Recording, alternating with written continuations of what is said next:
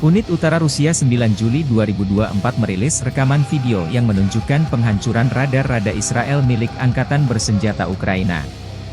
Serangan ini dilakukan oleh kelompok Lancet Utara di arah Lipsy, menambah intensitas konflik yang terus meningkat di wilayah tersebut.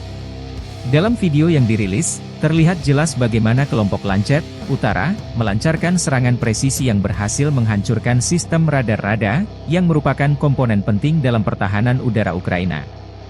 Serangan ini menandakan upaya Rusia untuk melemahkan kemampuan militer Ukraina dalam mendeteksi dan menanggapi ancaman udara. Kehancuran radar rada ini merupakan pukulan signifikan bagi Angkatan Bersenjata Ukraina, yang kini harus menghadapi tantangan tambahan dalam mempertahankan wilayahnya dari serangan udara Rusia.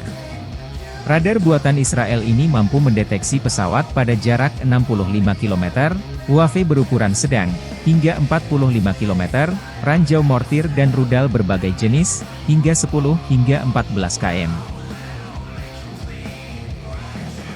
Download Tribun X sekarang, menghadirkan lokal menjadi Indonesia.